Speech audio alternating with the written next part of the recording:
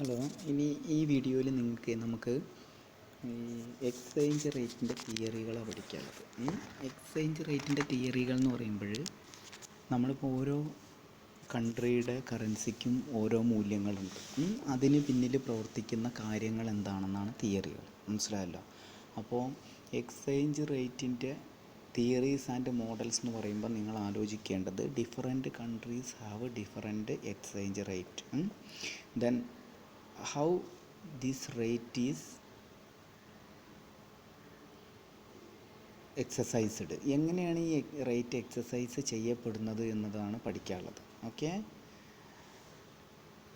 അപ്പം theories of exchange റേറ്റിൽ നിങ്ങൾക്ക് you have to go through lot of theories propounded by lot of economist. ഒരുപാട് എക്കണോമിസ്റ്റുകൾ കണ്ടുപിടിച്ച കുറേ തിയറികളുണ്ട്. എക്സ്ചേഞ്ച് റേറ്റ് ഇങ്ങനെ ഡിറ്റർമിൻ ചെയ്യാനുള്ള അല്ലെങ്കിൽ എക്സ്ചേഞ്ച് റേറ്റ് ഇന്നതാവാനുള്ള കാരണങ്ങൾ, അതാണ് നമുക്ക് നോക്കാനുള്ളത്. ഓക്കെ, അപ്പോൾ ഉദാഹരണത്തിന് പറയുകയാണെങ്കിൽ ഒരു ഡോളറുമായിട്ട് നമ്മുടെ ഇന്ത്യൻ രൂപയുടെ വിനിമയം, അല്ലെങ്കിൽ ഒരു പൗണ്ടുമായിട്ട് ഇന്ത്യൻ രൂപയുടെ വിനിമയം, ഇപ്പം ഇതിനൊക്കെ പിന്നിലുള്ള തിയറികൾ, എന്തുകൊണ്ട് ഇതിങ്ങനെ വരുന്നു, അല്ലെങ്കിൽ ഒരു ഡോളർ കിട്ടാൻ നമുക്ക് 65 രൂപ കൊടുക്കേണ്ടി വരുന്നു, അല്ലെങ്കിൽ 70 രൂപ വേറൊരു കൺട്രിയുടെ കറൻസി വാങ്ങാൻ 70 രൂപ കൊടുക്കേണ്ടി വരുന്നു തുടങ്ങിയിട്ട് ഇത് എങ്ങനെ ഈ കാര്യങ്ങളിൽ എത്തിച്ചേരുന്നു എന്നുള്ളത് സംബന്ധിച്ച തിയറികൾ. ഓക്കെ, അതാണ് തിയറീസ് ഓഫ് എക്സ്ചേഞ്ച് റേറ്റ്. വളരെ ഇമ്പോർട്ടൻ്റ് ആണ്, ശ്രദ്ധിക്കാം. അപ്പോൾ അതിൽ വരുന്നത് അതിൻ്റെ മീനിങ് എന്താണ്, പിന്നെ പലതരത്തിലുള്ള തിയറികളുണ്ട്. അതിലേറ്റവും പ്രധാനപ്പെട്ട ഒരു തിയറിയാണ് purchasing power parity theory.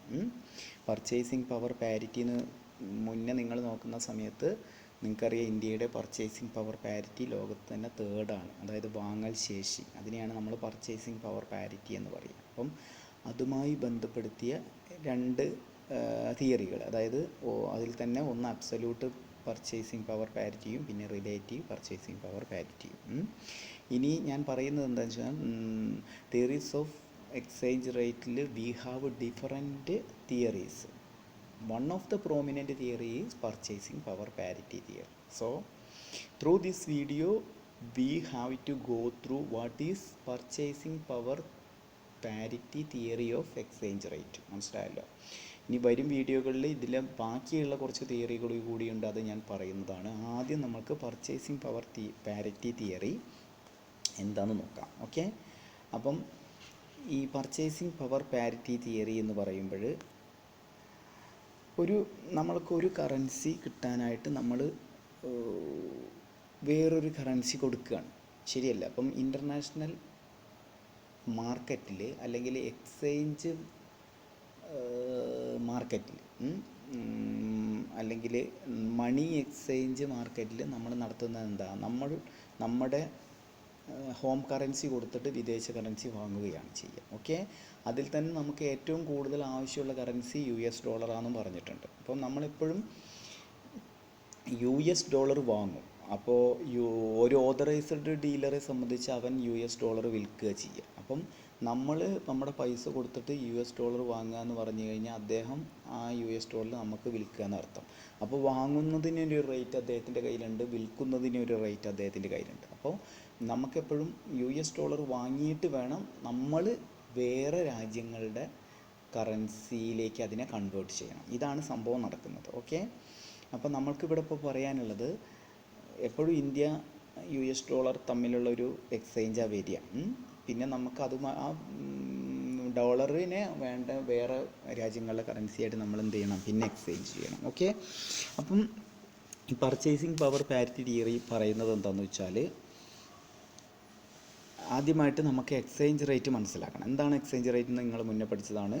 It is the price of one currency in terms of another currency. ഒരു കറൻസിയും വേറൊരു കറൻസിയും തമ്മിലുള്ള ഒരു ബന്ധം, ഒരു കറൻസിയുടെ വിലയും in terms of another currency, നമുക്ക് വേറെ കറൻസി കിട്ടാൻ ഒരു കറൻസിയുടെ എത്രത്തോളം വില കൊടുക്കണം.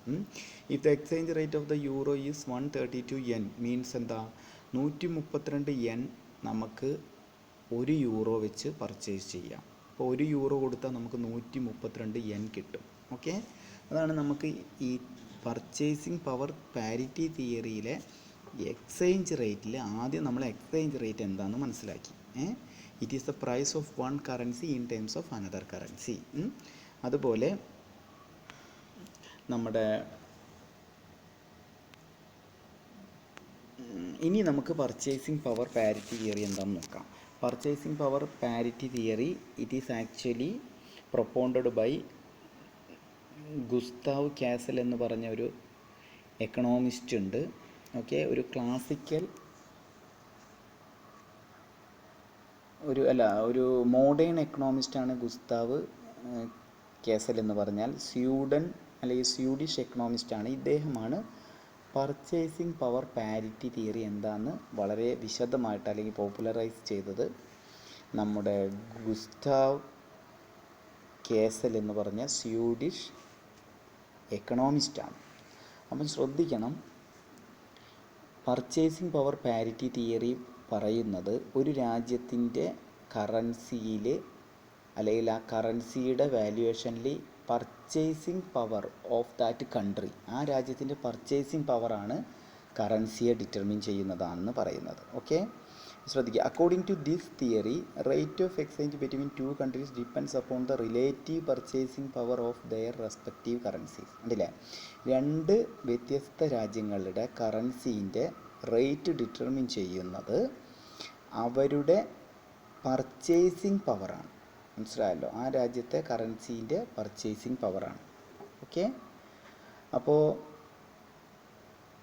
പർച്ചേസിങ് പവർ പാരിറ്റിയിൽ രണ്ട് രാജ്യത്തെ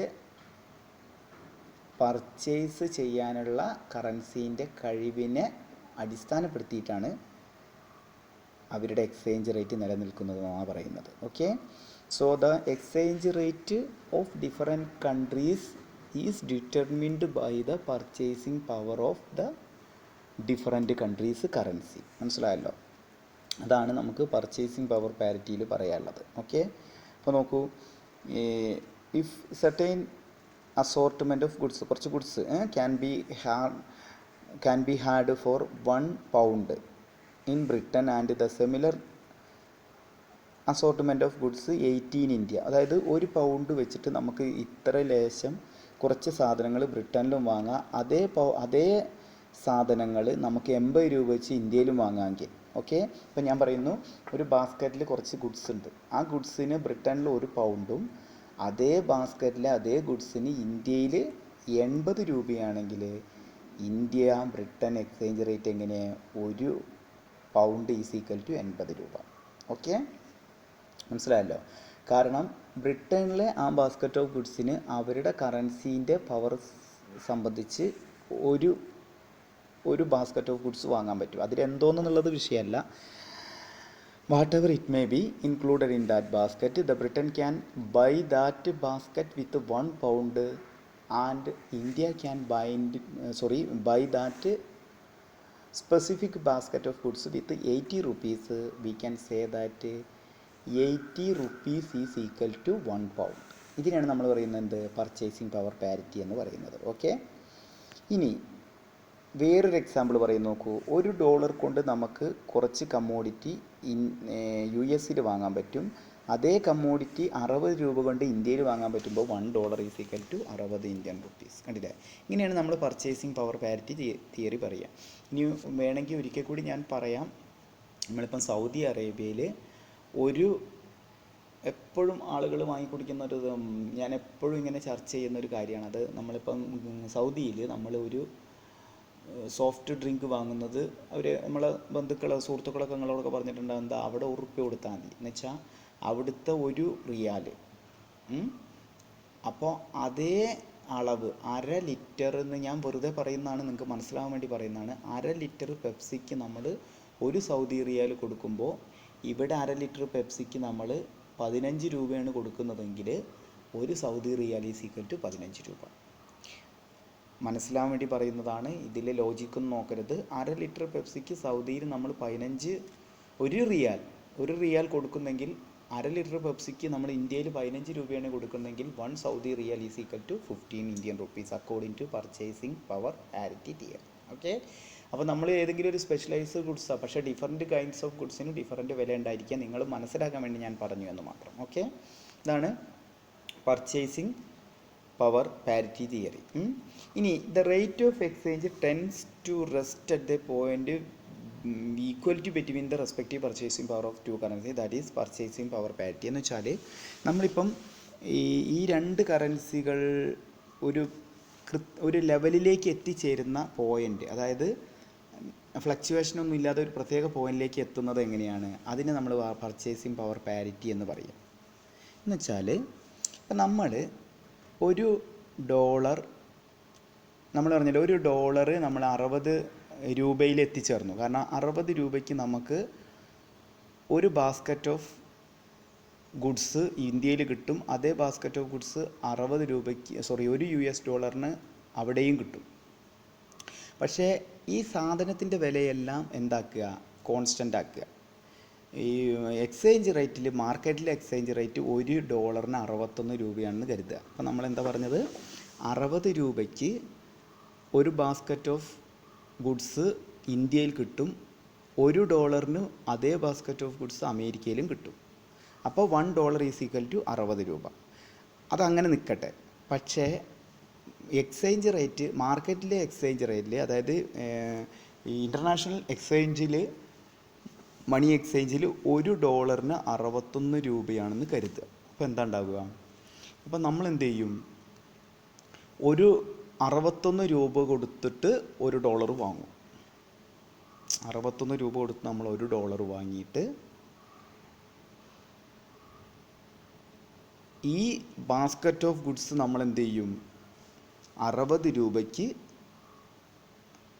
അതായത് ഈ ഇപ്പം നമ്മളുടെ $1 61 രൂപ എന്നല്ലേ പറഞ്ഞത്. അപ്പോൾ നമ്മൾ 61 രൂപ കൊടുത്തിട്ട് $1 വാങ്ങിയിട്ട് ആ $1 കൊണ്ട് നമ്മൾ എന്ത് ചെയ്യും, അമേരിക്കയിലെ ബാസ്ക്കറ്റ് ഓഫ് ഗുഡ്സ് വാങ്ങും. അപ്പോൾ എന്താ ഉണ്ടാവുക, അപ്പോൾ നമുക്ക്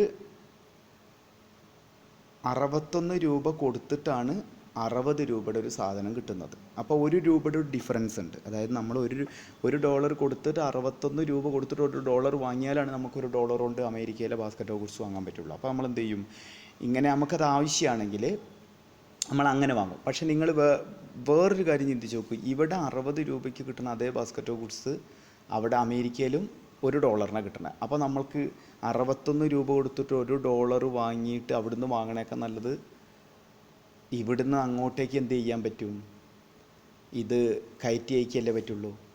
അത് ശ്രദ്ധിക്കണം. അതായത് $1 അല്ലെങ്കിൽ 61 രൂപ കൊടുത്ത് $1 വാങ്ങിയിട്ട് അവിടുത്തെ ബാസ്ക്കറ്റ് ഓഫ് ഗുഡ്സ് വാങ്ങണേക്കാൾ നല്ലത് ഇവിടെ 60 രൂപ കൊടുത്തിട്ട് ബാസ്ക്കറ്റ് ഓഫ് ഗുഡ്സ് അങ്ങോട്ട് കയറ്റുമതി ചെയ്യുമ്പോൾ നമുക്ക് എന്ത് കിട്ടും, ഒരുപാട് $1 കിട്ടും.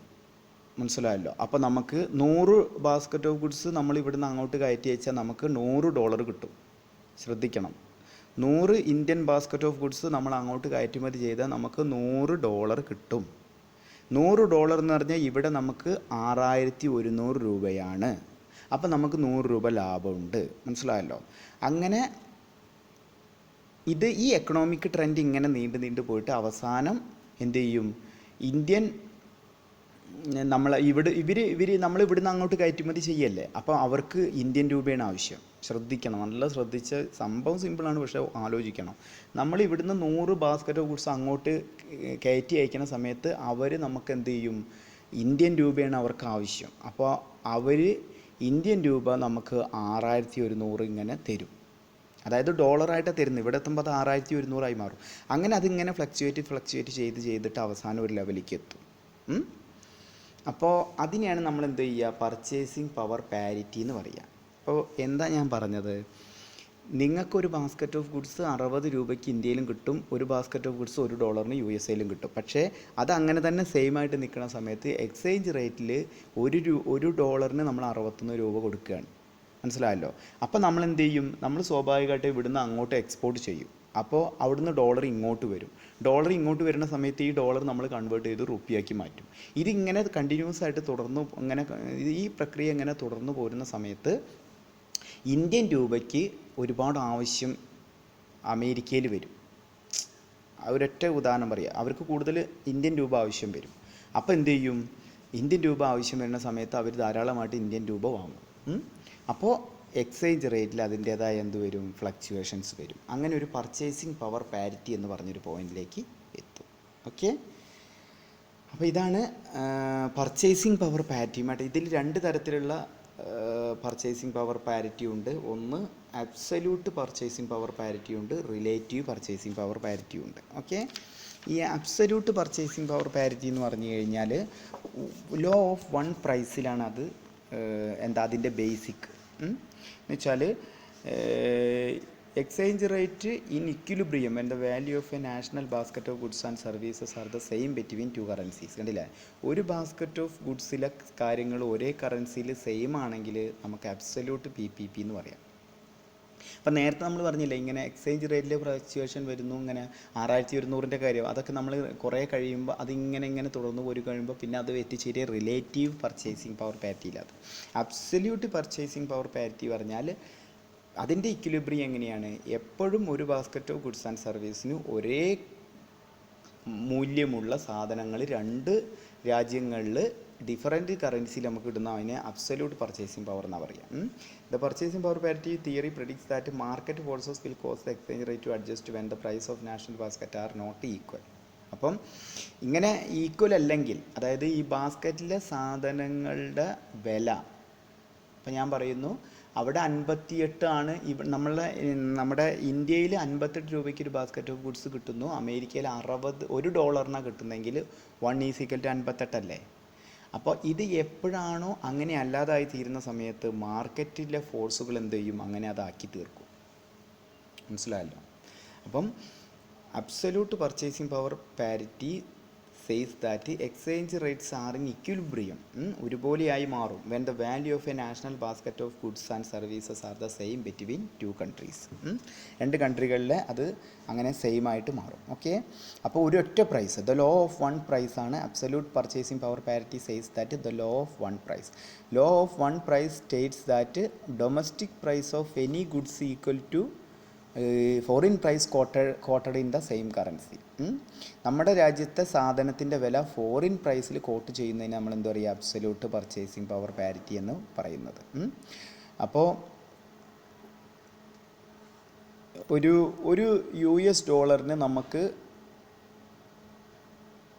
ഒരു കുപ്പി പെപ്സി, 1 ലിറ്ററിൻ്റെ ഒരു കുപ്പി പെപ്സി നമുക്ക് $1 വാങ്ങാൻ പറ്റുമെങ്കിൽ, ഇന്ത്യയിൽ അത് 50 രൂപയ്ക്ക് വാങ്ങാൻ പറ്റുമെങ്കിൽ $1 = 50. മനസ്സിലായല്ലോ. 1 ലിറ്റർ പെപ്സി അമേരിക്കയിൽ $1 വാങ്ങാൻ പറ്റും, ഇന്ത്യയിൽ അത് 50 രൂപയ്ക്ക് വാങ്ങാൻ പറ്റുമെങ്കിൽ $1 എന്ന് പറഞ്ഞാൽ 50 രൂപയാണ്. ഓക്കെ, അതാണ് അബ്സല്യൂട്ട് പർച്ചേസിങ് പവർ പാരിറ്റി എന്ന് പറയുന്നത്. പക്ഷേ ഇതിലൊരു പ്രയാസം എന്താണെന്ന് വെച്ചാൽ, നമ്മളുടെ ഈ ഓരോ രാജ്യത്തിൻ്റെയും ട്രാൻസ്പോർട്ടേഷൻ കോസ്റ്റും താരിഫും കോട്ടകളൊക്കെ വ്യത്യാസം ഉണ്ടായിരിക്കും. അപ്പോൾ അതുകൊണ്ട് തന്നെ ഈ അബ്സല്യൂട്ട് പർച്ചേസിങ് പവർ പാരിറ്റി അത്രയും ക്ലിയർ അല്ല എന്നാണ് പറയുന്നത്.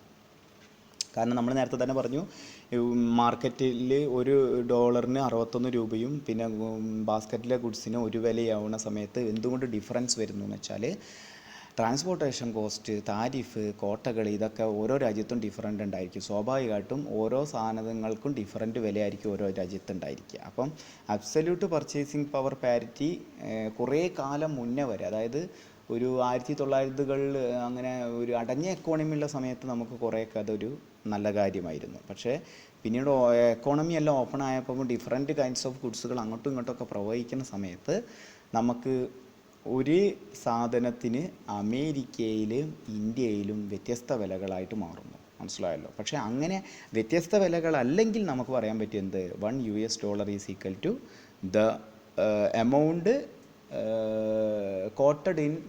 Quoted for one basket of goods in USA and India. ഒരേ സാധനത്തിന് ഒരേ സാധനം ഒരേ അളവിൽ ഒരു പ്രത്യേക വിലയിൽ ഇന്ത്യയിലും ഒരു പ്രത്യേക വിലയിൽ USA കിട്ടുന്നുണ്ടെങ്കിൽ USA വില ഈസ് ഈക്വൽ ടു ഇന്ത്യൻ രൂപയുടെ മൂല്യമെന്ന് പറയാൻ പറ്റും. ഓക്കെ, അപ്പോൾ ഇതാണ് അബ്സല്യൂട്ട് പർച്ചേസിങ് പവർ പാരിറ്റി എന്ന് പറഞ്ഞാൽ.